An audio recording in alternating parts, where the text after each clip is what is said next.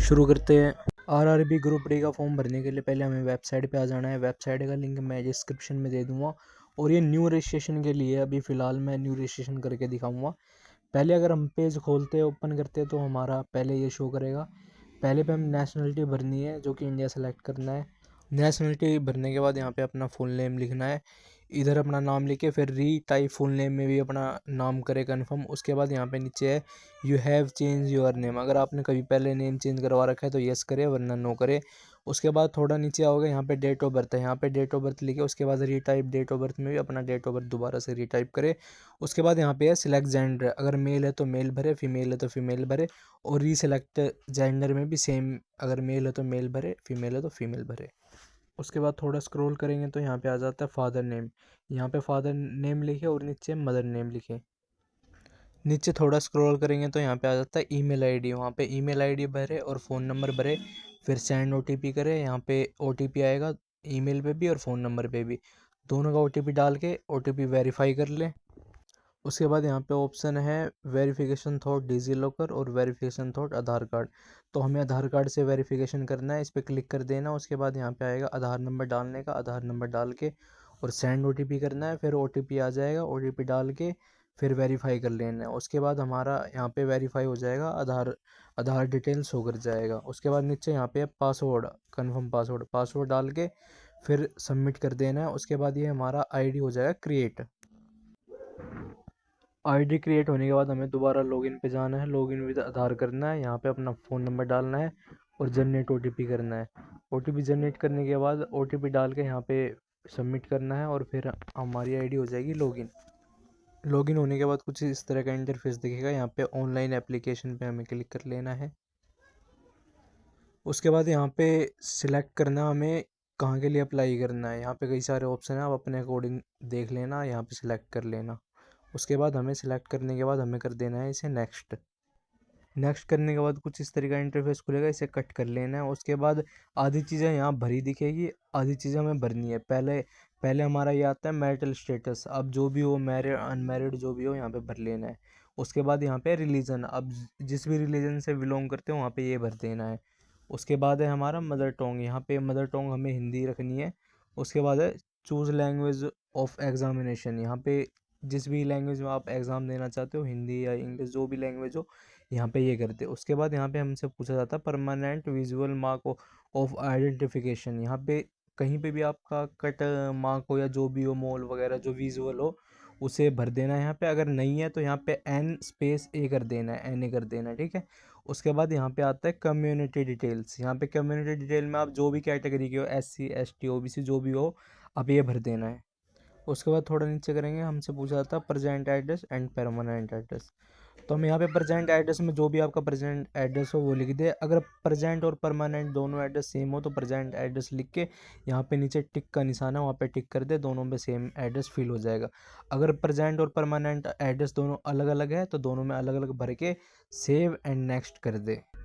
उसके बाद हम नेक्स्ट करेंगे, कुछ इस तरह का इंटरफेस खुलेगा। इसमें हमें पहले पूछा जाता है आर यू एक्स सर्विसमैन। अगर हो तो यस करो, अदरवाइज नो होगा, यहाँ पे नो कर दे। उसके बाद यहाँ पे आता है are you personal with back bench disability. हो तो यस करे, अदरवाइज नो करे, यहाँ पे भी नो करना है, यहाँ पे भी नो करना है। Are you employee of Indian railway. अगर एम्प्लॉय हो पहले से तो यस करो, अदरवाइज नो करो, नोट एप्लीकेबल करो। उसके बाद यहाँ पे भी नो करो। उसके बाद यहाँ पे आधार नंबर डालना है। आधार नंबर से आपकी जो बैंक जुड़ी होगी ना वो उठा लेगा ये अपने आप ही।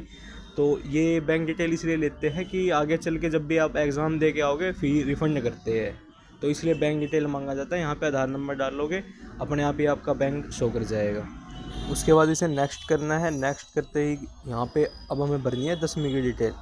पहले हमारा यहाँ पे आता है स्टेट सेलेक्ट करने का, जिस भी स्टेट से आपने 10वीं करी है वो सेलेक्ट कर ले। उसके बाद आगे आता है डिस्ट्रिक्ट, जो भी डिस्ट्रिक्ट आपका लगता है किसी भी स्टेट में वो यहाँ पे आ जाएगा, सेलेक्ट कर ले जो भी है आपका। उसके बाद डिस्ट्रिक्ट सेलेक्ट करने के बाद हमारा है यहाँ पे बोर्ड, कौन से बोर्ड से किया आपने, HBSC CBSC जो भी NIOS जो भी बोर्ड हो आपका वो भर ले।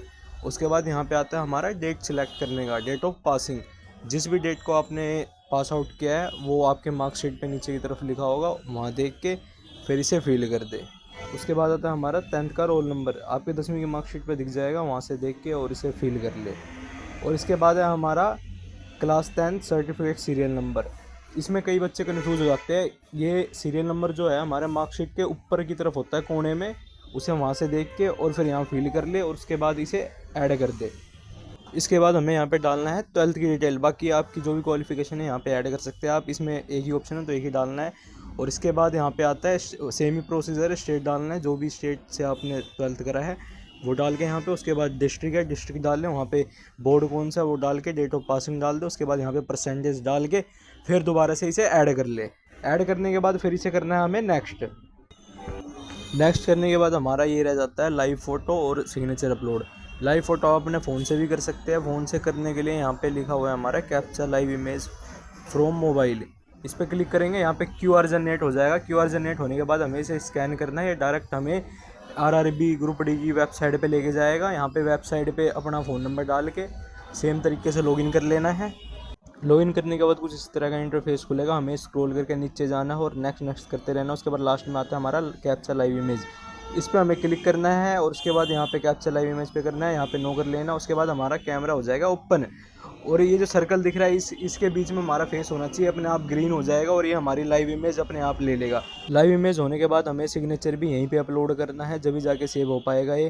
तो इसके बाद हमें सिग्नेचर सेलेक्ट करना है, सेव कर लेना है। उसके बाद सबसे नीचे आना है, यहाँ पे हमें कर देना है सेव। यहाँ से हमारा सेव हो जाएगा। उसके बाद हमें यहाँ से कर लेना है लॉग आउट। फिर जाना दोबारा हमें पीसी पे आने के बाद हमें लॉगिन कर लेना है। सबसे लास्ट में आ जाना है और डिक्लेरेशन पे क्लिक करके नेक्स्ट कर लेना है। यहाँ पे अब आ जाता है हमारा पोस्ट। जिस भी पोस्ट के लिए हम अप्लाई करना चाहते हैं इस पर हमें प्लस में क्लिक करना है। प्लस करके हमें सारे पोस्टों को सिलेक्ट कर लेना है। उसके बाद हमारा आ जाता है डिक्लेरेशन सारे पे टिक करके यहाँ पे जो जिस भी प्लेस से हम भर रहे हैं वहाँ पे, जिस भी स्टेट से हम भर रहे हैं वहाँ पे ये लिख देना। उसके बाद कर लेना प्रीव्यू में सारे डिटेल हमें चेक कर लेना है एक एक। उसके बाद डिटेल चेक करने के बाद हमें कर देना है यहाँ पे सबमिट करने के बाद हमारा ऑप्शन आ जाता है पेमेंट का। पेमेंट हम कई तरीके से कर सकते हैं, आपकी मर्ज़ी, डेबिट कार्ड, क्रेडिट कार्ड या UPI किसी भी तरीके से कर सकते हो। मैं आपको दिखाऊंगा UPI से करके। यहाँ पे UPI वाले पे क्लिक करना है, व्यू QR करना है और आपके फ़ोन में जो भी हो, फ़ोनपे, पेटीएम जो भी हो उसे स्कैन कर लेना है और यहाँ पे हमें कर लेना है पेमेंट होने के बाद यहाँ पे सक्सेसफुल शो कर जाएगा। सक्सेसफुल शो करने के बाद हमें यहाँ पे ऊपर दिख रहा होगा एप्लीकेशन हिस्ट्री पे जाना है। हमें कर लेना है व्यू एप्लीकेशन। यहाँ पे व्यू एप्लीकेशन करके सबसे लास्ट में आ जाना है, एप्लीकेशन प्रिंट कर लेना है और हमारा फॉर्म हो जाता है कंप्लीट। इसी तरीके से खुद से अगर आप फॉर्म भरना चाहते हैं तो हमारे चैनल को सब्सक्राइब कर दे, बेल आइकन को ज़रूर दबा दे। नए फॉर्म मैं लाता रहूँगा और बहुत ही कम समय पर समझाने की कोशिश करूँगा। धन्यवाद।